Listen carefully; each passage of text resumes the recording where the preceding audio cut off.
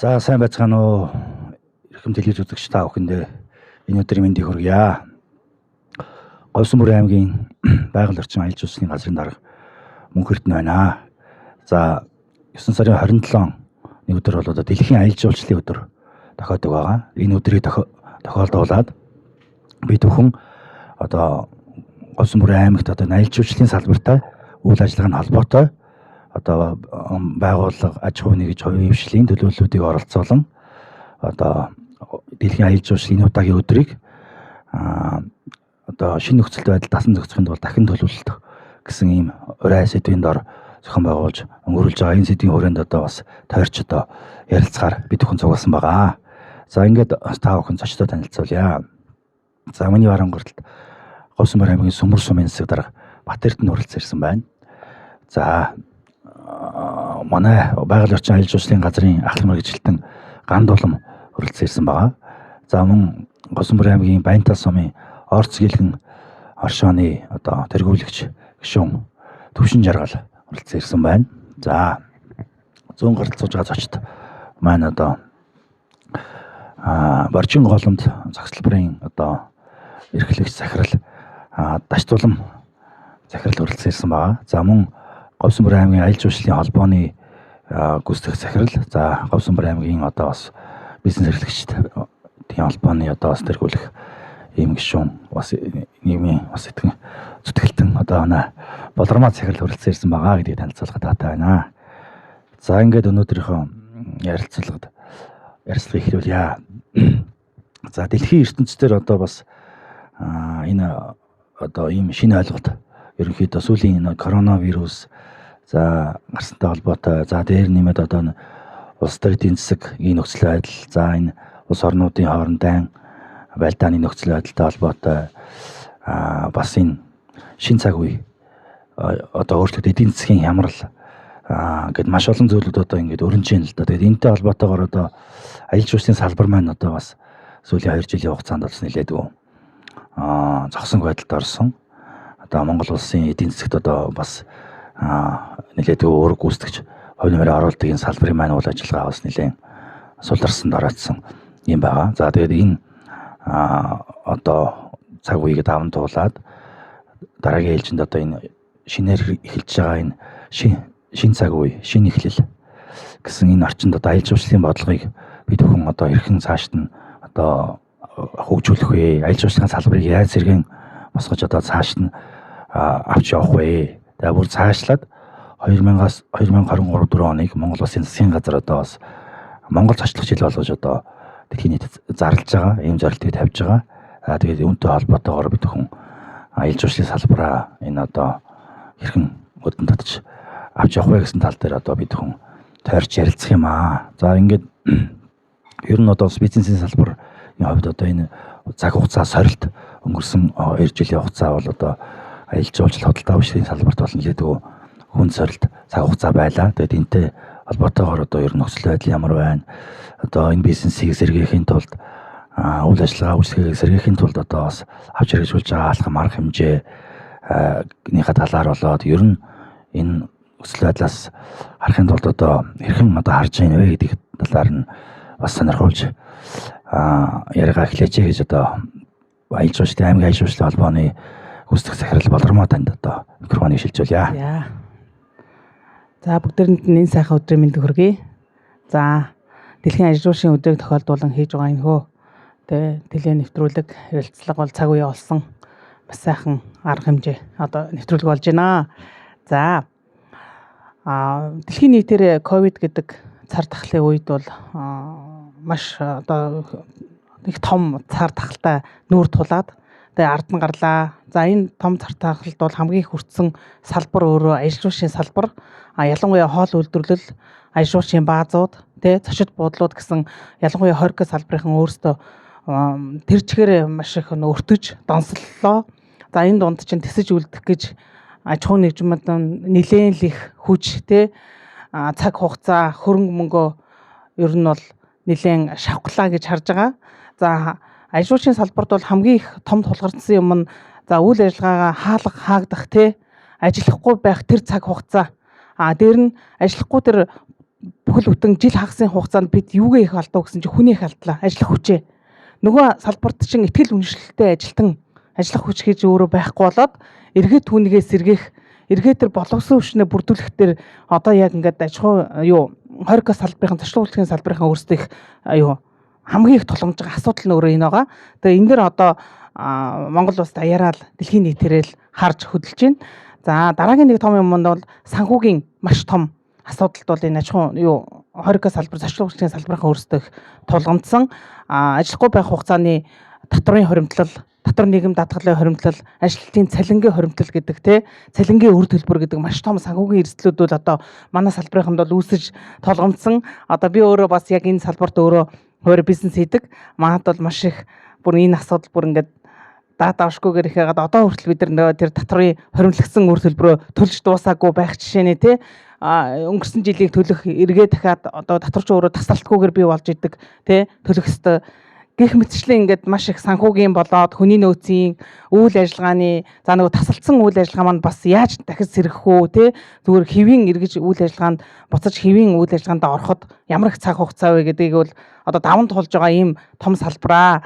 За тэгээд аж ахуй аялал жуулчлалын салбарт үйл ажиллагаа эрхэлж байгаа аж ахуй эрхлэгч нарт бол одоо төрийн дэмжлэг юуг бол одоо төр байгаль орчин аж ахуйн яамнаас бол одоо маш сайхнаар гаргаж ирж байна. Гагцгүй одоо бид нар тэнд яаж оролцох юм, хэрхэн мэдээлэлтэй байх юм, яаж хамтаа ажиллагаатай байх юм гэдэг дээр бол одоо төлхөө миний бие нөгөө аж ахуйн холбооны тэргүүн болсноос хойш бол харж ажиллаж байна. Яаж чадварчлуулах уу?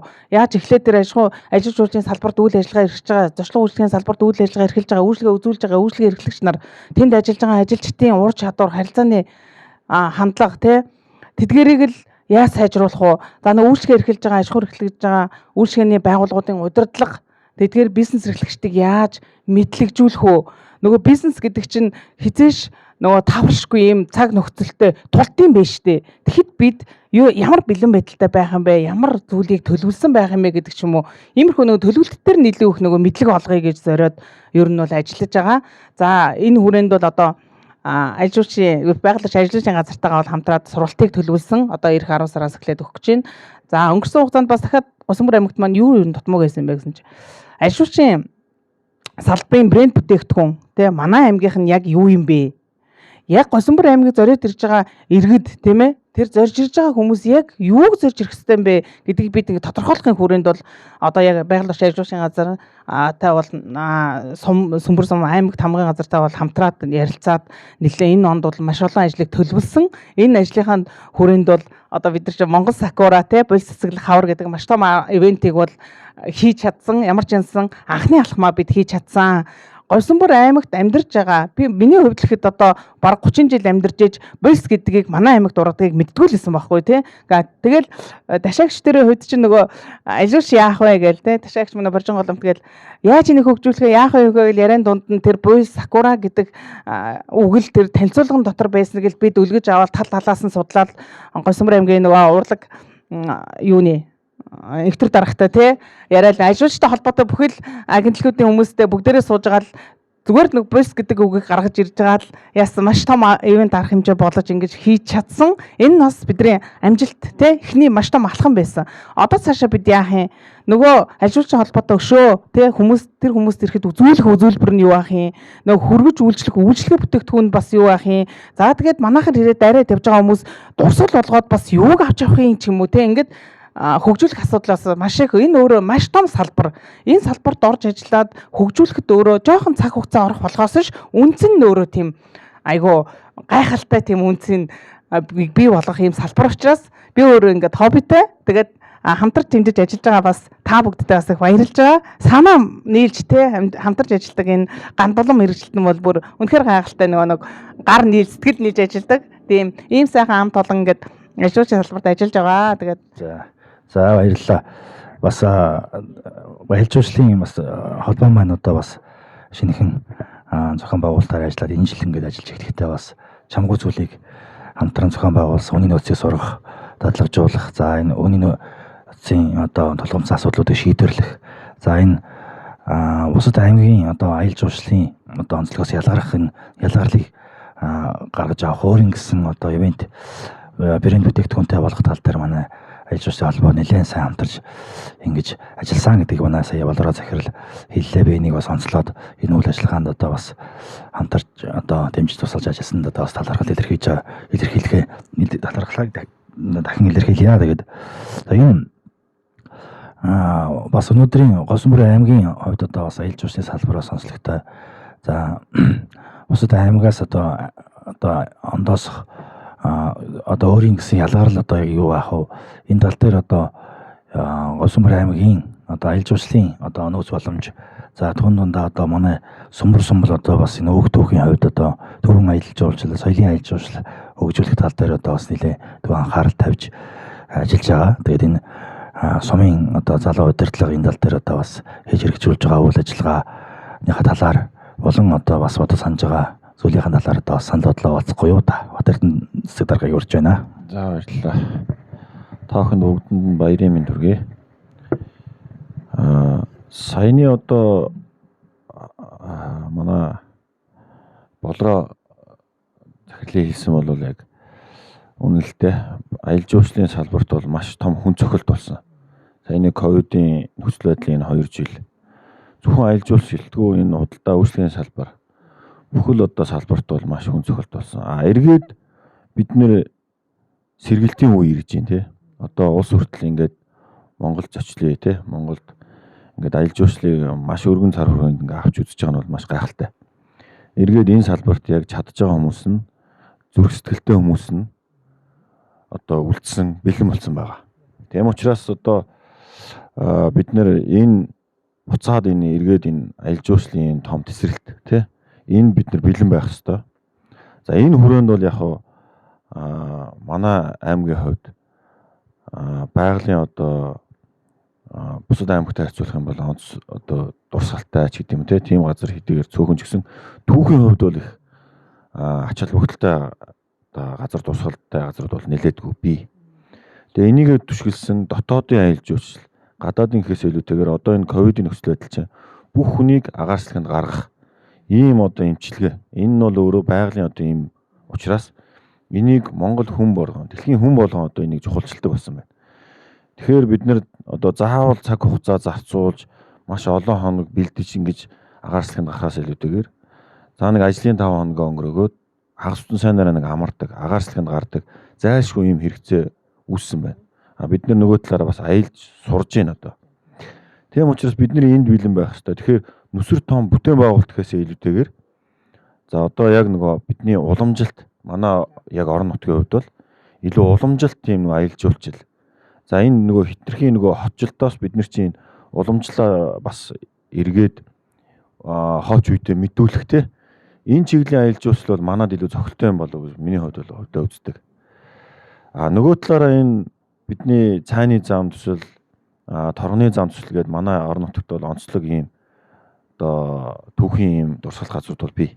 Тэг яг энийгээ түшгэлсэн бид нэр санаачилсан энэ цайны зам төслийн Тэмээнжингийн цуваа антер гэдэг ийм төслүүд бол хэрэгжиж байгаа. Энэ мөн одоо үргэлжлээд явна. Мэдээж хүн чинь нэг багаарчлаханд гараад хэрэгцээтэй юм үзэх нэг түүх сонин юм үзэхийг зорддог. Тийм учраас ийм очдог одоо бас зураг хөргөө ахуулдаг ийм сонин содон газрыг бид нар бол бий болгохыг ингээд зорж байгаа. Тэр нь зүгээр нэг хийсвэр зүйл биш. Энийний цаана асар олон одоо түүх соёлыг өөр хүүхдэд хооч үйдээ одоо энэ түүх соёлоо мэдүүлэх гэдэг агуулгаараа ийм юмнуудыг бол хийхийг ингээд зорж байгаа. Тэгээ илүү уламжилт, тэгээд илүү дотоодын аялал жуулчлалыг дэмжсэн, илүү орон нутгийнхаа хүмүүсийг хүртэл энэ рүү татсан, ер нь амарч чаддаг болох, бид нэр агаарчлаханд гардаг болох, ажиллах үедээ ажиллаж, амрах үедээ бас амардаг ийм л одоо зүйлийг бий болгохыг бол зорж байгаа. Тийм амьдралын хэм маяг. Ер нь ч одоо дэлхийн нийтээрээ тийм болсон байна шүү дээ, тэ. Тэгэхээр тийм зүйл рүү бол илүү зорж хөдөөний малчт маань хүртэл одоо яг энэ рүү бас бэлтгэх хэрэгтэй өөрсдийгөө. Нэг буугаад морцсон зочинд айргаа сайхан цэвэрхэн яадаг тийм хүний анхдагч хэрэгцээ болсон. 0 эвтэйхэн тийм. Иймэрхүү зүйлсийг ер нь хүн болгон ингээд одоо бэлтгэл хэрэгтэй. Тэгээ иймэрхүү зүйл рүү тэгээд аялал жуулчлал бол илүү нөгөө хувийн хвшилд суурилсан одоо бизнес ийм салбар байдаг учраас энд нь ямар нэгэн байдлаар чөлөөж өсвөрлийнх нь асуудал, газрын асуудал дээр гацаагаад байхгүй ийм л одоо бодлогыг барьж байна. Тэ. За баярлалаа Батэрдэн дарга. За Батэрдэн даргын ярианд одоо бас сэдвлээд би бас ер нь бол одоо Говьсонбарын аймгийн хувьд одоо аялал жуулчлалын онцлог нь одоо түүх соёлын аялал жуулчлал, за байгалийн одоо бас түүхэн дурсгалт газар түүнийг сонирхох ийм аялал жуулчлалын чиглэл байгаа. За энэ түрүүний ярианд гарсанчлан одоо Говьсонбарын аймаг бол одоо Боржгон хошууны одоо голомт нутаг. За энэ одоо эзэн богд Чингис хааны алтан ургийн хаадын гал голомтыг сахин залгамжилж ирсэн одоо энэ төв халахын ийм одоо нутгаа. Тэгээд Боржгоны яг голомт нутаг. Тэгээд энэ Боржгон гэсэн одоо голомт гэсэн одоо энэ нэрийг барьж одоо үүнийг одоо тренд болгохын төлөө Боржгоны өв соёлыг уламжлуулж түүнийг одоо бас ялгарлыг харуулахын төлөө бас хичээж ажиллаж байгаа манай Боржгон голомт цогцлборынхан бол одоо бас энэ одоо археологийн албаар түүх соёлын идеологийн зүйлс судалгаа яг одоо бас гаргаж олон түмэнд одоо бас танилцуулах, за түүнийг аялал жуулчлалын бүтээгдэхүүн болгох тал дээр одоо бас нэлээдгүй хичээл зүтгэл гарган ажиллаж байгаа. Боржгон голомт цогцлборын одоо захирал Даш Тулам таныг одоо бас энэ хийж хэрэгжүүлж байгаа үйл ажиллагааныхаа талаар танилцуулж одоо ер нь аялал жуулчлалын одоо шин сэргэлтийн одоо бодлого түүнтэй нийцүүлж одоо хийж хэрэгжүүлэхээр төлөвлөж байгаа ажлынхаа талаар одоо санал бодлоо манай үзэгчтэй хуваалцаач гэж хүсэж байна. За та бүхнийхээ энэ өдрийн амгаланг айлтгая. Дэлхийн аялал жуулчлалын өдрийн мэнд хүргье.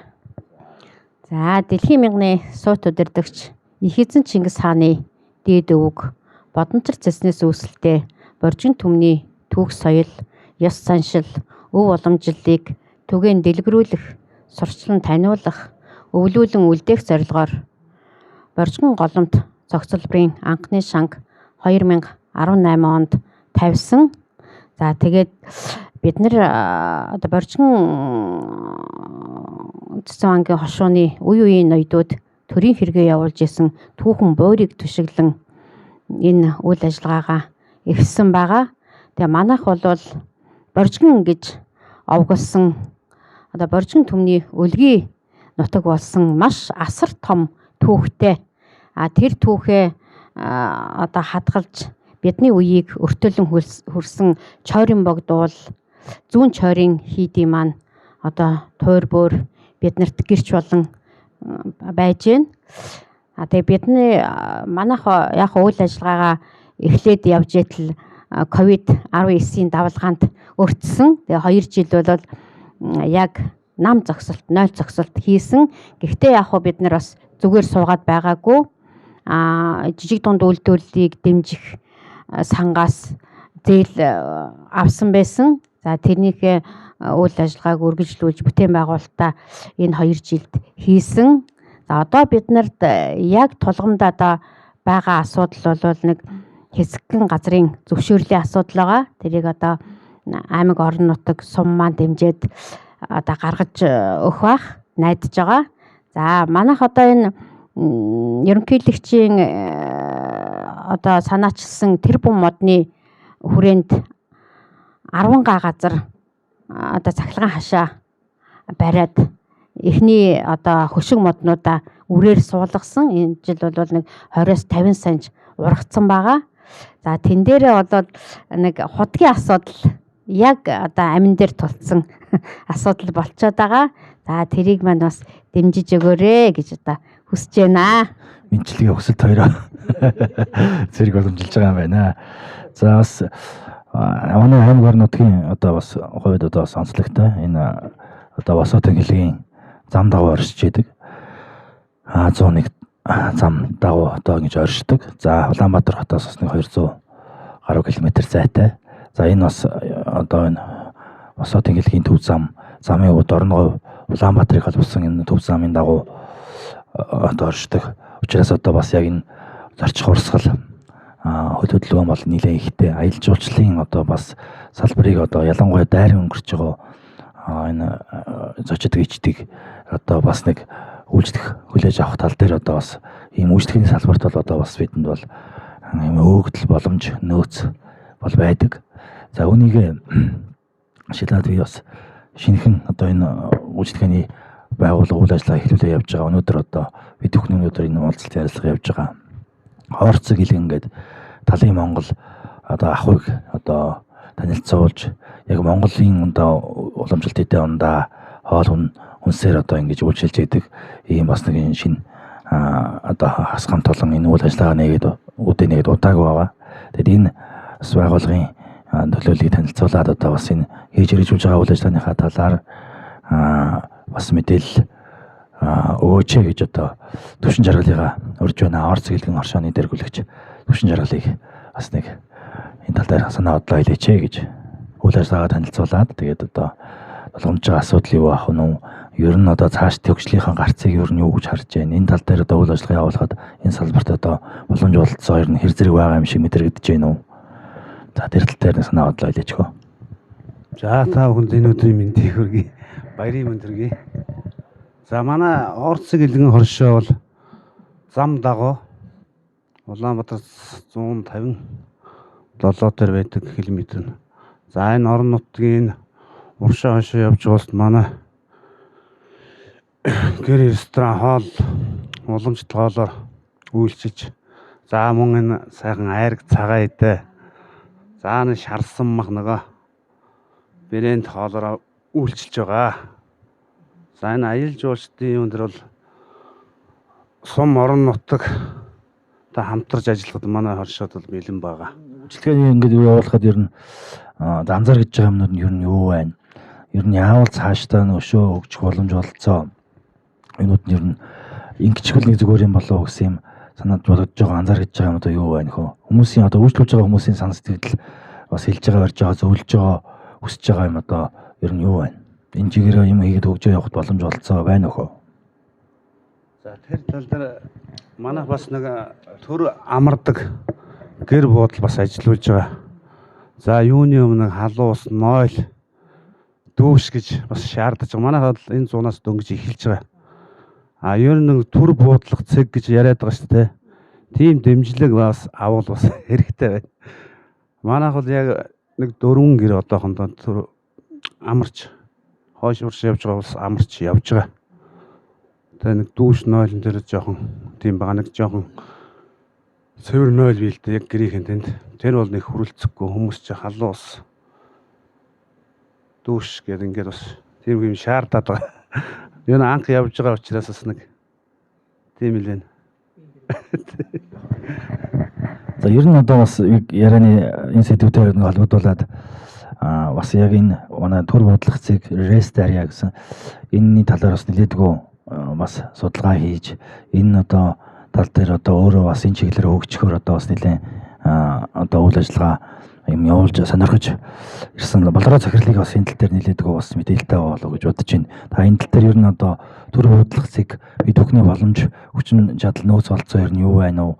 Энэ салбарт одоо бид бүхэн бас энэ замын хүмүүст одоо зарим очих зариу төрөө мултлах газар гэж тийм ээ. Энэ дайран өнгөрч байгаа энэ чанар үйлчлэгийг мэддэг хүн болгон энэ чанартай аюулгүй хүн сэргэлээд эсвэл нэг сэтгэл амар бие нэг төр амраагаад ингээд бидсаад сэтгэл амар нэг үйлчлэгээ авч боломжийн одоо нөхцөлийг бүрдүүлэхийн талаар бид нар яаж ажиллах хэрэгтэй юм? Та ер нь бас энэ чиглэлээр одоо ажил хийж хөөцөлдсөн ажлынхаа талаар бас сонирхуулаач бидэнд.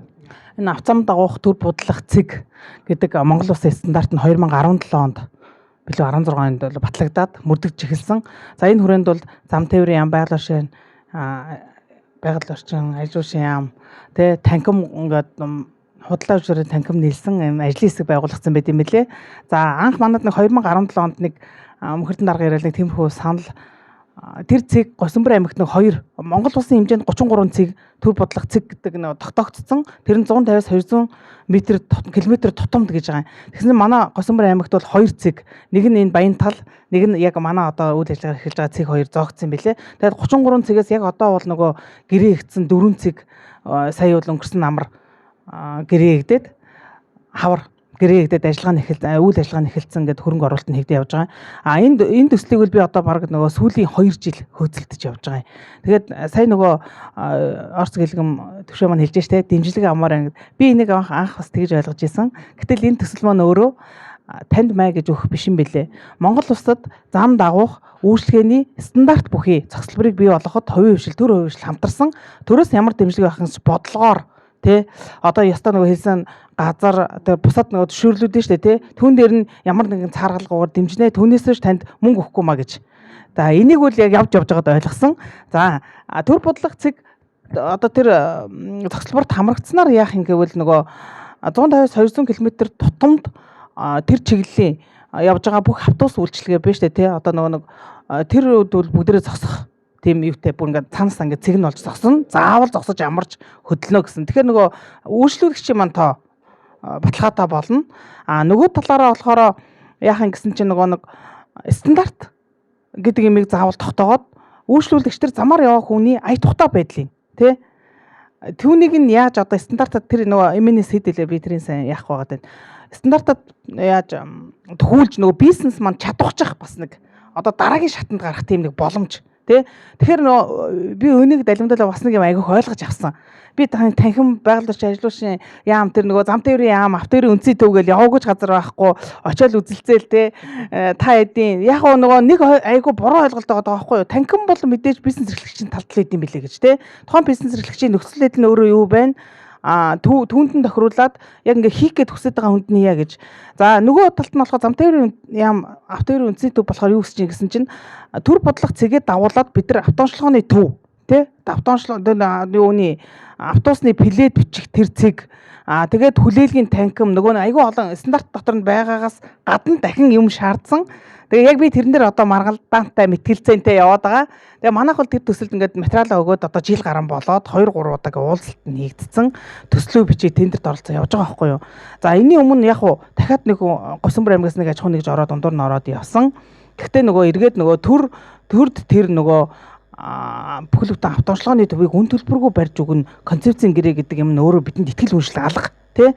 Тийм учраас бид нар тэрэн дээр нь жоохон таргалзаад нөгөө нэг яг манай хаас өөр газар өрсөлдөд яасан газар бол нэрээ татцсан. Би дахиж энэ төсөлд орохгүй гэдээ ятсан байлээ. Тэгэхээр бид одоо нөгөө нэг миний зүгээс юу дураад байгаа гэвэл замаар явж байгаа хүмүүстэй автоончлогооны төв өөрөө нэн чухал гэж тийм үү. Гэтэл уул нь бол тэр хүмүүс чинь 5 дахь орчныг бүх үйлчлэгийг нэг дороос нөгөө хүний хэрэгцээ шүү дээ. Замаар явж байгаа хүний чинь 150 явал чилээ гаргаа буулгаа сууя те. За 0 орой тамхи татах цэг нь за нэг усундаа авчи хүнсний дэлгүүрэн ч юм уу. За бүр ядрын шүн орой явах юм бол ороод буудлах нэг амралтын өрөө гэж байгаа. За тэгэд нөгөө зам доогох төр бодлого цогцлбор нь өөрөө ABC гэсэн 3 зэрэгэлтэй. Манай Говьсонбор аймаг өөрөө C зэрэглэлд хамрагддаг. Энэ нөгөө өдөр тунчаар хідэн машин явдаг гэдэг нөгөө үзүүлэлтээрээ замын зэрэглэлийн ABC гэж яасан. Тэгээ манай хийх гээд байгаа төсөл нь өөрөө A төсөлд нь зүтгээд тэгсэн чинь хэрэгцээ нь өөрөө C байлээ. Энийг бас очиж хөөцөлдөж явж ил мэдсэн. Гэхдээ нөгөө C зэрэглэлд байсан ч бид үйлчлэгээ A руу зүтгүүлж болох юм а гэж те. Тэр нь яг амар том биш. Үнээс юг ойлгоод одоо сүүлдээ юу хүсдэг болсон чи нэрээ бид чинь бизнесээтэй хэний төлөө хийд юм бэ? Бүр ингээ өөрийнхөө төлөө хийгээд идэм шүү те. Би энэ бизнесийг ил тэднэрхтэй олно. Одоо юу гэж тэгсэн чи яг энэ төслийн хөөцөлдөө бол маш олон удаагийн уулзалт бүр MCS дээр очиж уулзаал те. Сая яг энэ төслийн хүрээнд бол нэлээд стандарт бүхий юу н зогсолбор нь болоод 240-90-с дарья гэд юу Хинтээ аймгийн жаргалтаан суманд нэгдчихлээ шүү дээ. Яг энэ төслийн нөгөө нэг санал ирээл намайг менежментийн гэрийг нь авах уу гэж санал ирэхэд би яг энэ төслөөр MCS дээр очиж уулзаад тэндээс авсан сэтгэл нь ерөөсөө тийм өсчихсэн. Юмыг заавал томоор биш те. Заавал том байшин барилга гэхээсээ илүү байгаа нөөц бололцоотой тулгуурлаад илүү их органик, илүү эко, байгаль дээлтэй тэгээ хүний хөдөлмөрийг хөнгөвчлсөн тиймэр тэгээ дээр нь 5 тухтай гэж байгаа. Нөгөө хүний чинь хэрэгцээ гахсан ийм юмыг бид яаж хийх вэ гэдгийг л харах хэрэгтэй байна гэж. Бид нар ч нөгөө нэг ямар нэг юм ая тухтай гоё болохын тулд чинь нэх том байшин хэрэгтэй байна, нэх олон хүн хэрэгтэй байна гээл те. Энийг бас нөгөө аягүй холон газараас бас мэдэрч байгаа. Сая бас нөгөө захны тосны цэнгэлд бас манай нэг хамтрагч бизнес эрхлэгч ихч маань байдаг. Тэгээ саяхан бид нар нөгөө бас нэг компанийн удирдлагын багаар явж ирээд үзээд ирлээ. Бас л адилхан нөгөө жижигхэн нэг 8 байшин барьсан. Жижигхэн маш жижигхэн. Тэгэнгүүтээ түнд чи яаж ингэсэн чинь хоёулаа ороод халуустай тий болиороор халчдаг. Гүний худагтай юм билээ. Тэгээд тэр байгаа нөхцөл байдлаа ашиглаад нэг агуулгаагаан дэргэд тэр 8 байшин дээр сая 4-ийг нэмсэн билээ. Илүү гэр бүл зориулаа. Дахиад гэр бүлээрээ ирэх хүмүүс нийш орно. Тэнгүүд тэнд хин хоноод ингэсэн чинь бүр уус тэр алтаа таван боогод юу явж байгаа хүн болгон буцаж ирэхдээ тэдэд хонж байна. Зуны 3 сар байтгаа одоо хүртэл тэднээс захиалахтаа дүүрэн. Тэгээ их чинь ярьж байгаа нь юу яасан чинь 5 давхар зочид буудал барайл түүнийг нь маллна гэдэг хэцүү тийм үү цэвэрлэж инглахгээс ахуулаад энэ олон жижиг байшин чи ядаж цэвэрлэхэд хүний бие амар юм. Нөгөө нэг үйлчлэх сайхан ажилч чинь 10 байшингаа бол өдөрт хэд цэвэрлээд тэр цагаан хэрэглүүгээл асуудалгаа сайхан цэвэрхэн байлгаад чадж байна. Тэгэд юуг анхаарах ёстой юм бэ гэж хэлээд тэр их юм хэлж байгаа. Хүмүүс орыг маш их ингэж анхаард юм байна. Монголчууд ч тийм болсон байна гэж. Яагад бол гэртээ унтж байгаа юм шиг тийм мэдрэмжийг тэнд хоноол гаргахтаа авах хэрэгтэй юм гэж гэртээ байгаа юм шиг гэ тэ. Тэр мэдрэмжийг л одоо та бид өгөх хэрэгтэй юм байна штэ гэж. Одоо ялангуяа та хоёр маань нөгөө нэг өдөлж буудлагдаг тэ хоноолдог юм чинь илүү хэнийг нөгөө цаашдаа үйл ажиллагаанд ор. За тэгээ дараах нь бол мэдээж 0. Одоо ч нөгөө нэг юм хувьсан өөрчлөгдөөд одоо бидний хүүхдүүд хүртэл гадаа 0-д бицэж чадахгүй шүү дээ. Одоо маань хэд ч бараг гараад удаан нөгөө гадаа 0 суухад хүртэл чадахгүй болоод тийм шүү дээ. Яг өндөө хөлж хилээ те. Тэгэх юм бол гадны жуулчид бас битгийгэл Монгол Улаанбаатарын те хотчсон тийм иргэд чи өөрөө юу хүсэж ийн гэвэл 5 дахь нөгөө дахиад 5 дахьтаа 0 те. Хээрч гисэн тэрийг яаж шийдэх вэ гэж. Энэ шийдлүүдийг илүү их нөгөө нэг гадны одоо Монгол улсад маш олон ажилчдын гой стандарт нэвтрүүлсэн томоохон хөрөнгө оруулалтууд хийгдэж баазууд хийгдэж байгаа. Тэн дээрээс туршлага судалж очоод нөгөө хин нэгнээс төрөөс дэмжээсээ гэхээсээ илүү те нөөц бололцоо маань юу вэ? Түүгээрээ баг нөгөө огцом тесрэлт хийж томорно гэхээсээ илүү тэгээ багаар энэ жил би 0 шийдийг гэхдээ стандарт те дараа жил би ороо шийдийг гэхдээ стандарт гэдэг юм уу. Тэгэхээр нөгөө аливаа зүйлийг хийхдээ нөгөө би ямар чиглэлд орох гэж байгаа вэ? Түүнд мөрдөж байгаа Монгол улсны стандарт нь юу юм бэ? Түрэнд нэвтрүүлэхийн тулд би юуг нь ямар байх ёстой юм бэ гэдгийг харчих юм бол бизнес өөрөө аяндаа хин нэгнээс хараат бас тийм ээ. Тэгээ өөртөө бас сэтгэл ханамжтай, эцэд нөгөөхт нь хэрэглэгчид бас сэтгэл ханамжтай, тэнд ажиллаж байгаа ажилтнанд бас сэтгэл ханамжтай байх ийм нөхцөлийг бид бүрдүүлэх ёстой юм гэдгийг л одоо сүүлийн 1 жил явж байгаад ойлгож байгаа. Бизнесийг одоо 25 жил хийчээд одоо ойлгож ирэхээр ч бас тий бид юу хийжсэн бэ гэд энэ айгүйх нөгөө яа хагаад байгаа. Сүүлийн үед айгүйх бодож тунгаастаа яг энийгээ би яг энэ бодлоо ингээд яг буцаад та нартаа ингээд мэдрүүлэх хийсэн, хамтдаа нэг сууж ярилцах хийсэн ингээд хөсдөг байсан тэр хүслийн минь одоо энэ нэвтрүүлэг ингээд гаргаж тэгээ ярих боломж олгосон тэгээ айгүй баяртай байна. За ерөнхийдөө бас энэ бид бүхний одоо бас энэ ярианы бас нэлээдгүй цаг хугацаа бас ингээд өнгөрсөн байна. Ер нь бол өнөөдөр ярианы дундаас нэг ийм юу харагдаж байна. Бид бүхэн ер нь хувийн одоо аялал жуулчлалын салбар бол онцлогтой. Хувийн хвшлийн одоо өөрийнх нь одоо нуруунд дээр буюу хувийн хвшлийн салбарыг өөрч явдаг.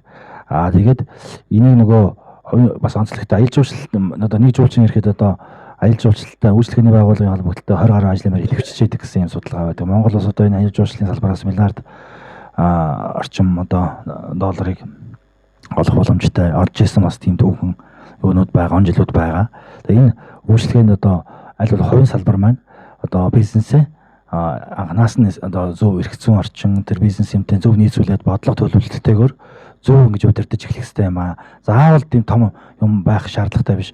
Бага жижигхэн ч гэсэн юмыг анханасаа юмыг зөв эхлүүлээд алхмаар юм хийх нь зөв байдаг юм байна. Гэдгийг зам стандарт бүх юмтайгаа ингэ нийцүүлж хийх нь одоо энгийн боловч тийм хүний хэрэгцээ ая тухыг хангасан тийм юм руу аялал жуулчлалын салбар нь хөгжих хэрэгтэй юм аа гэдгийг маань одоо маш гайхамшигтайгаар өөрөө мэдэрч ингэж хэлж ойлгосон байна. Одоо олроо захирал маань бас энэ манай бас бизнес хэрэглэгч нь ч гэсэн ер нь аль асуудал дээр одоо бас төр яг юу өгөх гэж байгаа юм бэ? Төр одоо бидэнд яг юу өнгөө ч юм уу хин нэгэн одоо төр одоо шууд бас авчраад буцалтгүй зээл өгөөд ч юм уу эсвэл шууд одоо ингээд эд материалын шууд тусламж үзүүлээд ах одоо тийм боломж хууль эрх зүйн орчин болоод бүх нөгөө талаасаа ч эдийн засгийн талаасаа ч гэсэн төрд ийм боломж олцоо байхгүй шүү дээ. Тийм учраас манайхан бас энийг анаас нь зөв ойлгож бас нөгөө ойлголт нөгөө хүлээлт бий болгочоо тэгээ төр дэмжихгүй байна, туслахгүй байна гэсэн юм өнгөөр бас аливаа асуудал сандахааргүйгээр үйл ажиллагаагаа бас бодож зохицуулах зүйтэй юм байна гэсэн юм нэг ойлголтод бас бид бүхэн хүрж байгаа байх гэж найдаж байна. За бас та бүхэнд сонин болгоод уулзахад одоо бас түрүүний цайны замын аялал жуулчлалтай холбоотойгоор би бас хэлсэн Бат Эрдэнэ даргын мэдээлэл дээр би бас ингээд нэмээд сонирхолгоод одоо бас энэ замын дагуу аялал жуулчлалыг хөгжүүлж байгаа цайны замын үг төгтөй холбоотой энэ байгууллагууд 3 улсын одоо цайны замын олон улсын холбоо гэж энэ байгууллага байдаг. За Орос, Монгол, Хятад 3 хамтран үүсгэн байгуулсан ийм аялал жуулчлалын холбоо олон улсын байгууллагад одоо Овсон бүр аймаг сая өнгөрсөн 8 сард одоо гишүүнээр 26 дахь гишүүний хотгон гишүүнээр нэлсэн байгаа. Тэгээд бас энэ цайны зам дагуух аялал жуулчлалыг хөгжүүлэхэд түүний зохион байгуулж байгаа бодлого үйл ажиллагаа бүтээгдэхүүн сурчлага арга хэмжээ бүхэнд одоо оролцоход одоо бид хүн ийм цайны замын холбооны бүрэн эрхт гишүүн болсон. Цаашраад одоо энэ хамтраад үйл ажиллагаа хөгжүүлэхэд боломж олцоо нэгдсэн байгаа гэдгийг бас ташрамд ингээд нэг дуулгачих. За би ингээд бас ярианы дундуур одоо нэг сэдв орхичих гээд байгаа учраас алхам мэргэжлийн ганд улмыг одоо бас энэ одоо гэр одоо энгийн аялал жуулчлалын үйлчлэгийг ялуулах энгийн шүлэх за нүүдлийн аялал жуулчлалыг одоо бас нутгийн иргэдэд одоо суурилсан нүүдлийн аялал жуулчлалынхаа уламжлалт ахуй соёлыг бидний зүгээр амьдарч байгаа ахуй маань одоо бус нөгөө гадныханд бол одоо бас аялал жуулчлалын бас сонирхолтой бүтээгдэхүүн болчиход байгаа шүү дээ. Дэлхийд нүүдэлч нэрвэлсэн цөөхөн улс байгаагийн нүүдлийн Монгол ахуй соёлыг одоо монголчууд өвлөнд хийж байгаа. Бидний зүгээр ердийн одоо цагаан айдагаа бэлтгэж байгаа, уламжлалт хоол хүнсээ хийж байгаа, адуу малаа хадгуулж байгаа, арьс ширнэхий юмаа боловсруулж байгаа маань өөрөө бас гадныханд бол бас нэгэн аялал жуулчлал үзмөрлж хувирч байгаа. Энийг одоо эрхэм хөгжих тал дээр одоо аймаг орнуудын ямар бодлогоор хэмтэлж байгаа вэ?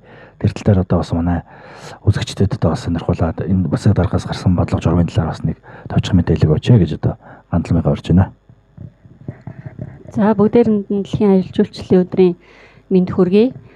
За өнөөдөр бид нар орон нутгтаа аялал жуулчлалын салбараас цаашид хэрхэн авч явах вэ гэдэг талаар, хэрхэн оновчтой төлөвлөх вэ гэдэг талаар хэлэлцээ сууж байгаадаа баяртай байна.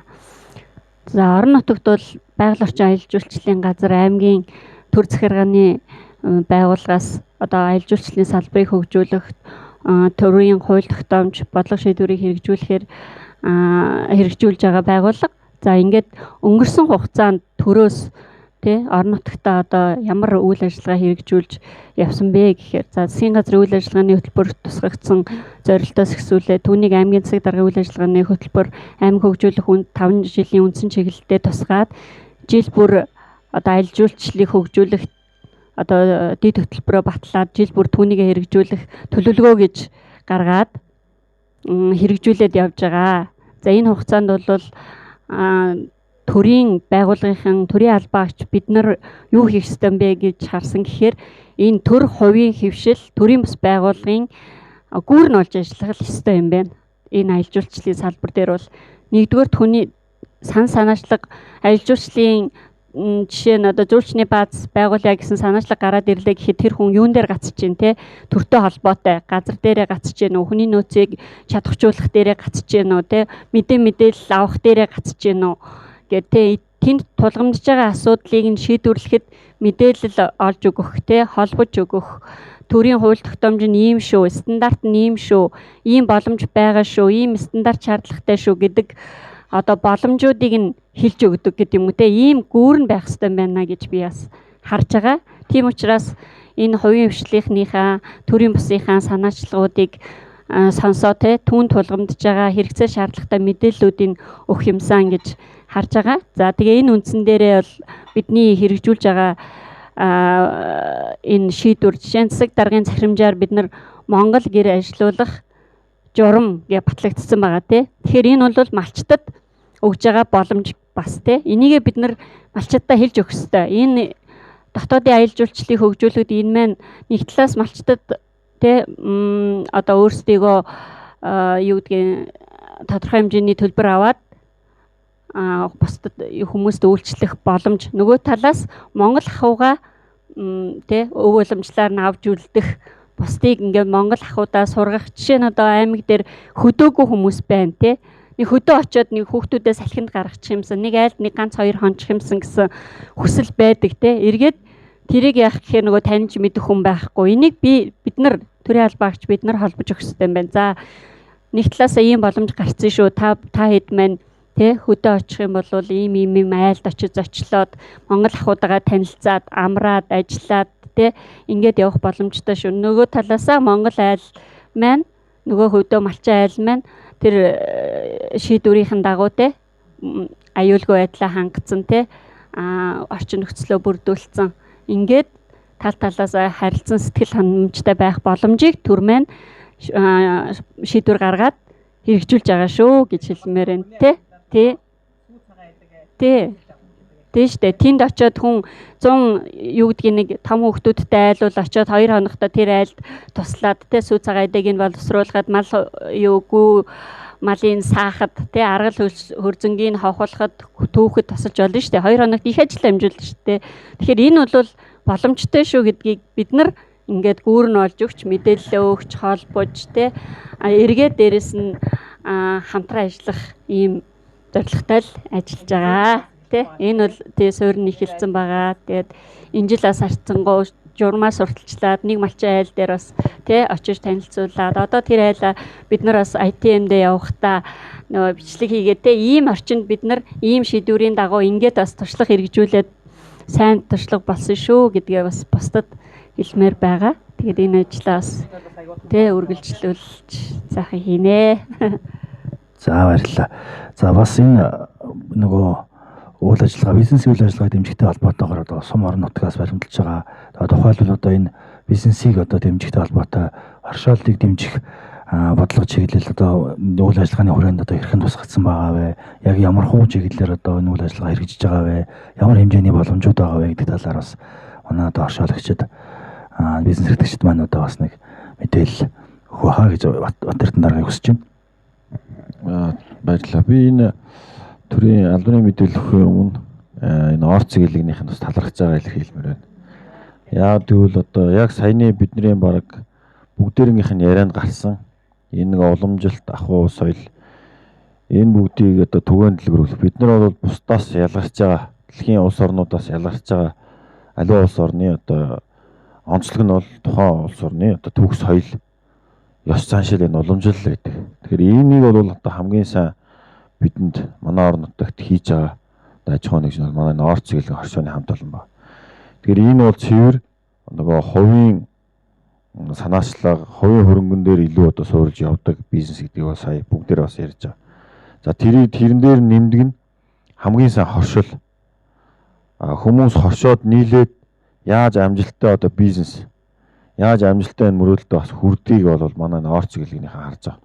Саяны бүх ярьсан ахуй соёлын асуудлууд бол бүгд энд байна. Тэгэхээр бид нар бүгдээрээ хөдөө гараад адуу мал одоо адгуулад л те ингээд тавхад байхгүй ч гэсэн бид энийг мэддэг байх хэрэгтэй. Одоо хотчлт их явагдаж байна. Энийг мэдэхгүй болж байгаа бидний үр хөвгтүүд. Тэгэхээр энийг мэдүүлэх тэр нэг саяны ярьж байгаа 2 хоног дотор бид нар нэг ийм түүхтэй хүмүүс юм байна. Ийм өвөг дээдтэй байсан хүмүүс юм байна гэдгийг яаж одоо адуу малаа хэрэгэлдэг байсан. Энийг одоо гадаад дотоод явахдаа гадаад дотоодын хүмүүст одоо сурчил таниулж мэдүүлэх арга хэмжээ бол яг л энд бүрэн зохицсон байна. Тийм учраас би орц гэлгийнхээ талархал илэрхийлмээр. За тэгээд яг хоо зүгээр төрөөс барьж байгаа бодлогын хувьд энэ яг бүх аймаг сум дээр хэрэгжиж байгаа хуучин болвол одоо сум хөгжүүлэх сан гэж байдаг байсан.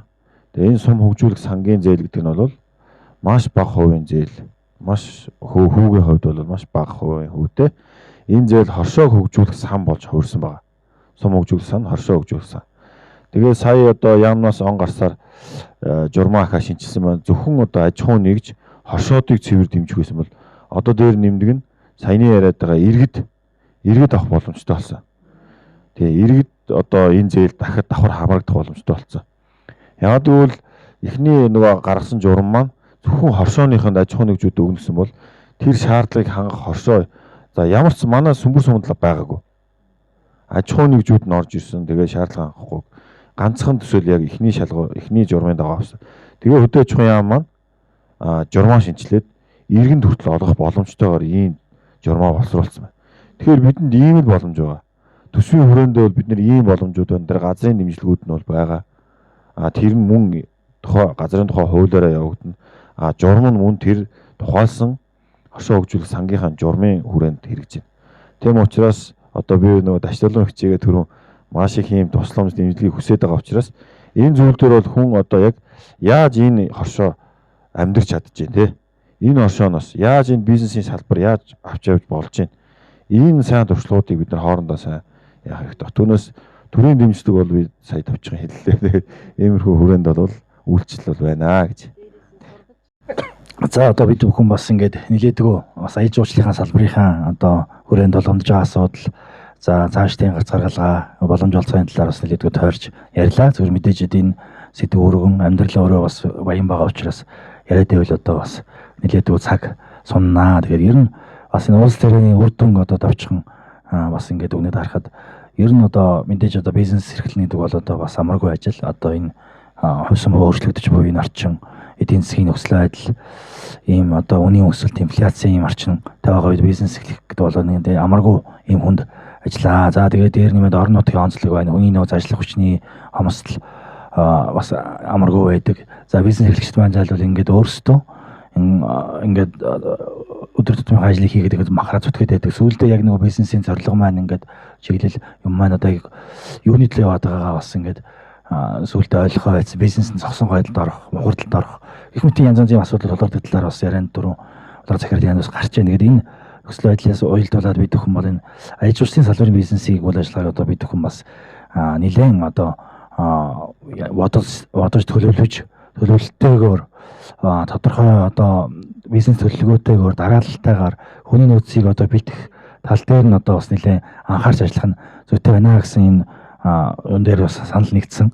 За мөн одоо удахгүй одоо энэ бизнес эрхлэгчдийн дунд одоо бас энэ дэлхийн аяж улс өдөр өгсөн ажлынхаа хүрээнд аяж улсын болон үйлчлэгээний салбарын бизнес эрхэлж байгаа бизнес эрхлэгчдийн дунд одоо манай холбоо энэ сургалтыг одоо бас зохион байгуулахаар төлөвлөө явж байна. Энэ хүрээнд ч гэсэн бас нэлээдгүй асуудлыг бас хүмүүсийг зөв тал руу чиглэсэн нэг гэгээ оруулсан, ихтгэл найдвар төрүүлсэн ийм одоо үйл ажиллагааны нэг хэсэг болгоо хаа гэж найдаж байна.